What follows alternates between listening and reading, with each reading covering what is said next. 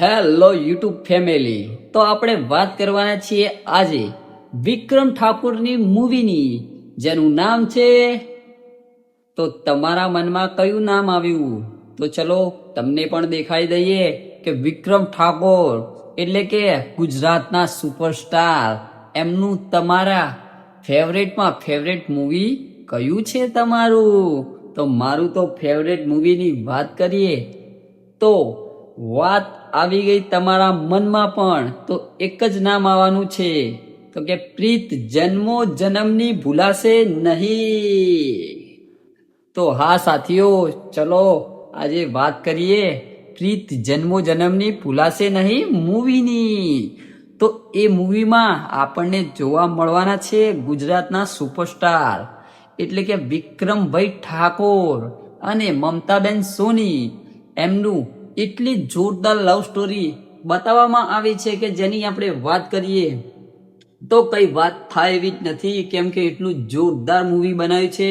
તો તેનો બીજો ભાગ તમે પણ જોવા માંગતા હોય તો આપણી યુટ્યુબ ચેનલને સબસ્ક્રાઈબ કરી લેજો, કેમ કે વિક્રમભાઈ બનાવશે કે નહીં બનાવે તેની તો ખબર નથી, પણ એમની સ્ટોરી તો બનવાની જ છે. હા, તો જો એ મૂવીની વાત કરીએ તો એમાં દેખાડવામાં આવ્યું છે કે વિક્રમભાઈ એક નાના કુટુંબથી, તો મૂવીની વાત કરીએ તો તેમાં આપણને જોવા મળે છે કે વિક્રમભાઈ ફોરેનરના કેરેક્ટરમાં કેવા લાગી રહ્યા છે. તો એટલું કોમેડી કરાવે છે ભાઈ, એટલી કોમેડી કે વિક્રમભાઈની તો કોઈ વાત જ થાય એવી નથી. જેમ કે આપણા ભાઈ એમનું એક ગીત હમણાં તમે જોયું હોય તો ઇન્સ્ટાગ્રામના અંદર પણ ફેમસ થઈ ગયું હતું. કયું? એમના તો દરેક ગીત ફેમસ થાય છે, પણ આ જૂનું ગીત હોવા છતાં એનો કન્ટેન્ટ હમણાં જ તમને જોવા મળ્યો હશે કે બહુ જોરદાર ચાલી રહ્યો હતો, કે જેમાં તમને જોવા મળતું હતું કે એ રહ્યા ઇંગ્લિશમાં ગીત ગાયા છે. કયું? તો તમારા મનમાં એક જ સોંગ આવવાનું છે. મને તો થોડું આવડતું નથી, પણ તોય પેલું ગીત હતું, તમને યાદ હોય તો, અર્લી ઇન ધ મોર્નિંગ. કયું ગીત તમારા મનમાં પણ આવી ગયું? તો વહેલી સવારમાં ઉગે ચાંદલિયો, wow, early in the morning. વિક્રમભાઈનું એ કેરેક્ટર જોરદાર એટલું લાગ્યું હતું કે બહુ મજા આવી જતી આપણાને એ મૂવી જોવાની. તમે પણ એ મૂવી જોવા માંગતા હોય તો યુટ્યુબમાં ફ્રીમાં તમને જોવા મળવાની છે. અને વાત કરીએ એ વિકી કુમારનું કેરેક્ટર નિભાયા પછી તમને મૂવીના અંદર એક ગીત તો યાદ જ હશે,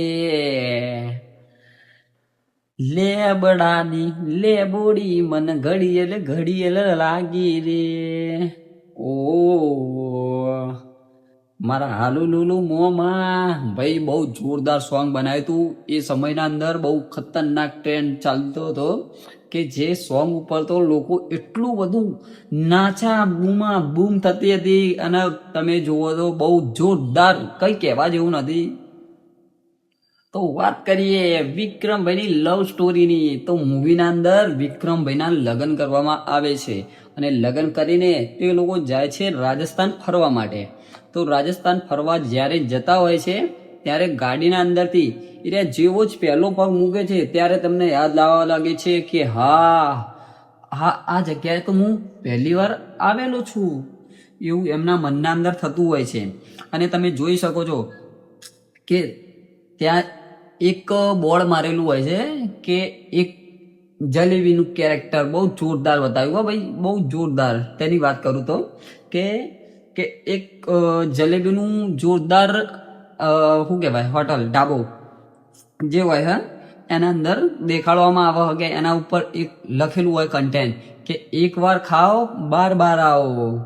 તો એ કન્ટેન્ટ વિક્રમ ઠાકુરને પણ આમ જોઈને યાદ આવી ગયું હોય, હા, કે અને એમના ત્યાં એક એ સમયના અંદર ભૂત પ્રીત જે હોય છે આપણા મમતાબેન સોની, તો એરિયા ત્યાં કોઈને હેરાન તો કરતા નહીં, પણ કોકના શરીરના અંદર જઈને અને રૂ કક્કડ એવું કરતા હોય, જેના કારણે બધા બહુ એમનાથી બીવાતા હોય. તે એના અંદર આપણને જોવા મળે કે એ ત્યાંના લોકો તે વાત કરતા હોય કે જેના અંદર તે મમતાબેન સોની ભૂત બનીને તેમની બા એટલે એમના મમ્મી પાસે જ્યારે જાય છે અને એમને કહે છે એટલે કે હવે મમ્મી મારે પણ રખડવું નહીં પડે, અને વિક્રમ ઠાકોરના આવતા જન્મના અંદર નામ હોય છે એમનું રાજ, એટલે એ કહે છે કે મેં મારા રાજને જોઈ લીધો છે.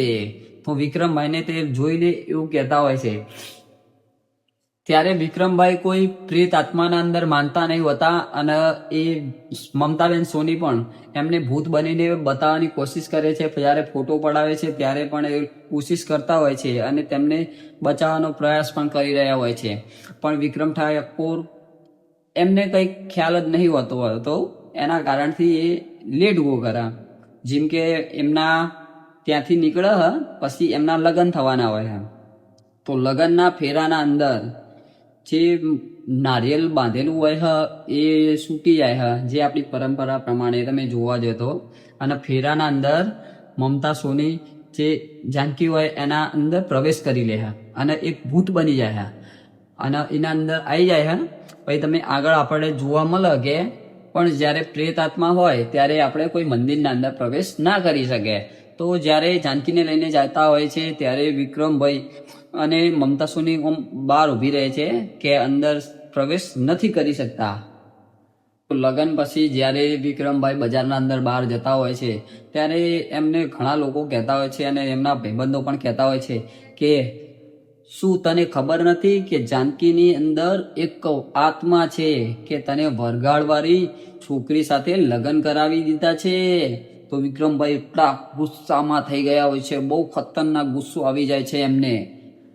ત્યારે ગુસ્સામાં ઘરે જઈને વિક્રમભાઈ જાનકીને લઈને નીકળી જાય છે ગાડીમાં. ત્યારે એટલું જોરદાર ભાઈ મારું ફેવરેટ અત્યાર સુધીનું સોંગ આવે છે કે યુગો રે યુગોથી રાહ જોઉં તારી. બહુ મસ્ત ગીત ભાઈ, એકવાર તમે યુટ્યુબના અંદર જઈને આ ગીત વાપરજો, દિલ ગાર્ડન ના થઈ જાય ને તો કહી દેજો. ગુજરાતી ઇન્ડસ્ટ્રીને તમે સલામ કરી દેવાના હો કાયદેસ. ત્યારે સોંગ પૂરું થાય છે અને વિક્રમભાઈ અને જાનકી તે બેને સાથે જ એક ઝૂંપડીના અંદર જાય છે જ્યાં હોય છે મમતા સોનીની મમ્મી. તે એમને જોઈને વિક્રમભાઈને જોઈને એમ કહે છે કે જો જાનકી મમતા કે તારો રાજ આવ્યો છે રાજ. તો એટલું સાંભળીને તો વિડીયો આપણને ફ્લેશબેકના અંદર બતાવે છે જ્યાં વિક્રમભાઈ અને મમતા સોની તે સાથે જલેબી ખાઈ રહ્યા હોય છે અને કહે છે કે જલેબી તો મને બહુ ભાવે. ત્યારે લગ્નનું ચાલી રહ્યું હોય છે અને અચાનક જ એકદમ તમે જુઓ તો પડકો થઈ જાય છે, એટલે આગ લાગી જાય છે, જે ટેટાના કારણે થયું હોય છે. અને તમે તો જાણો જ છો કે પછી એન્ટ્રી કોની થાય, મમતા સોની જ્યાં હલવાઈ જાય છે, એટલે એક રૂમના અંદર એકદમ આગ લાગવાથી એ લોકો બહાર નહીં નીકળી શકતા.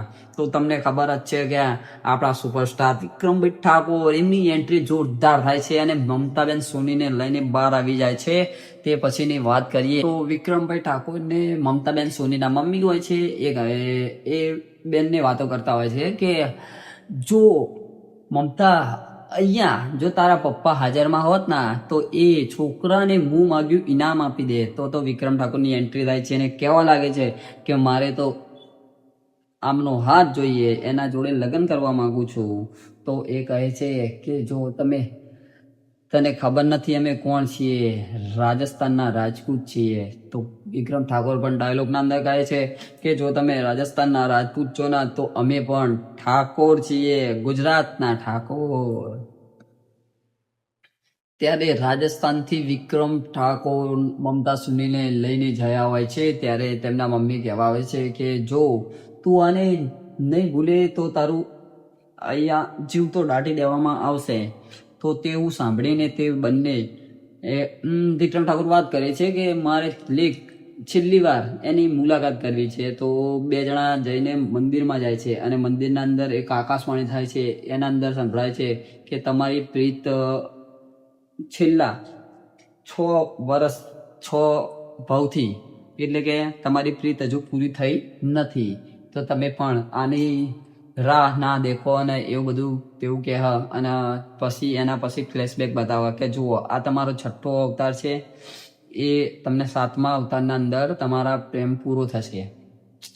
તો એવી ભવિષ્યવાણી થવાથી તે લોકોનું એક મસ્ત જોરદાર એક સોંગ આવી જાય છે જેનું નામ છે આમ તમે ગાર્ડન થઈ જશે કે એના અંદર તેમના છ છ ભાવ હોય હા એ બતાવવાના આવે હા કે જે 5 ભાવના અંદર એ લોકો શું હોય હા શું નહીં હોતા એ ગીતના અંદર બહુ ઘણું બધું દેખાડવામાં આવે કે તમે જોશો તો તમારું મજા આવી જવાની છે ભાઈ. ગુજરાતી ગીત હોય અને વિક્રમ ઠાકોરનું ગીત હોય એટલે સુપર હિટ જ હોય.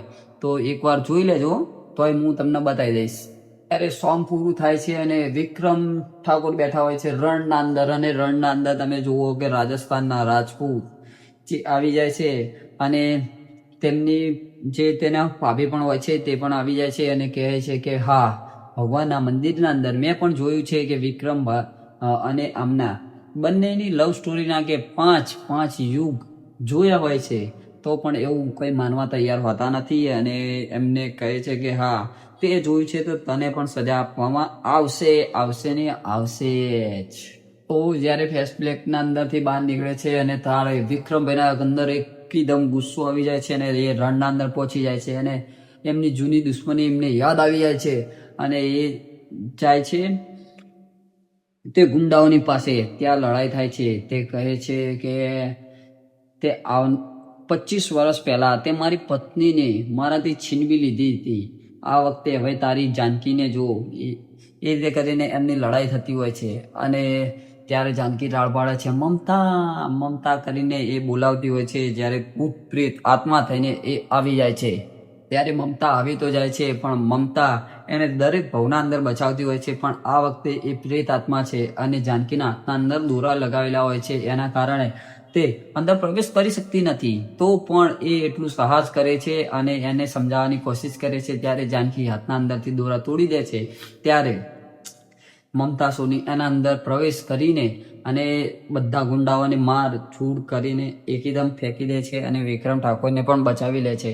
ત્યારે એમના ફ્લેશબેકની વાત આવે છે. ત્યારે મહારાજ જે ગુરુજનો કે સાધુ સંતો નીકળ્યા હોય છે ત્યારે એમની વાત કરે છે કે થોડા સમય પહેલાં કે 25 વર્ષ પહેલાં તે માટીના અંદર ધસાઈ ગયેલો હોય છે અને એનો હાથ એક બહાર રહી ગયો હોય છે જે એક સાધુના હાથથી ટચ થાય છે અને ત્યારે એ લોકો બહાર નીકાળે છે જે લાશને. ત્યારે જુએ છે તો વિક્રમ ઠાકોરનું શરીર હજુ જીવે છે. તો તેના પર એ લોકો ત્યારે એ લાશ જીવતો જોઈને કાઢે છે બહાર પણ જીવતો હોતો નથી. તો તે મહારાજો બધી એની લાશ લઈને સળગાવી દે છે અને એમ કહે છે કે આ જન્મમાં એનું જે કાર્ય અધૂરું રહી ગયું છે જેની પ્રીત અધૂરી રહી જાય છે એ આવતા જન્મમાં પણ પૂરી થાય એવી આશાએ. મમતા સોની ત્યારે વાત કરે છે મહારાજને કે મહારાજ તમે તો એને જે સળગાવીને પણ ત્યારે વિક્રમને મુક્તિ મળી હતી તો મમતા સુનીને કેમ મુક્તિ નથી મળી. તો મહારાજ આંખો બંધ કરીને જોતા હોય છે. ત્યારે કહે છે કે આ પણ એક વિધાતાનો લેખ હતો કે જે લેખ કોઈ કરી ના શકે. ત્યારે જાનકી જેની વાત કરીએ તો જાનકી એટલું પ્રેમથી કે માતા મેરડી માતાને માનતી હોય છે જેમ આપણે પણ માનીએ છીએ. તો તે કહે છે કે વિક્રમ અને મમતાની આટલી જૂની પ્રીત છે તો આ પ્રીત પૂરી કરવા માટે કંઈક કરવું પડશે. તો એ માતાજીને એટલી વિનંતી કરતી હોય છે. તો જાનકી મરી જાય છે અને એની શરીર જે હોય છે એ મમતા સોનીને મળી જાય છે અને એની પ્રીત પૂરી થાય છે. તો શું તમે પણ જોયું છે વિક્રમ ઠાકોરનું પિક્ચર આટલું જોરદાર કે પ્રીત જન્મો જન્મની ભૂલાશે નહીં? આનો બીજો ભાગ પણ આવવો જોઈએ. મને તો એવું લાગે જ છે કે આમ કે એટલું એક્સાઇટેડ પિક્ચર છે બહુ જોવાની. તો મને તો બહુ મજા આવી જાય અને તમે પણ એકવાર જોઈ લેજો. આપણા વિક્રમ ઠાકોરની મૂવી હોય એટલે સુપર હિટ જ હોય. હા, અને આપણી યુટ્યુબ ચેનલના અંદર તમે પણ જો નવા હોય તો સબસ્ક્રાઈબ કરવાનું ભૂલતા નહીં. અને બીજી મૂવી સાથે આપણે પણ મળશું તમને આવનારા એક વિડીયો પછી. તો તમે પણ અમારી યુટ્યુબ ચેનલને સબસ્ક્રાઈબ કરો અને બેલ આઇકનને દબાવવાનું ભૂલતા નહીં.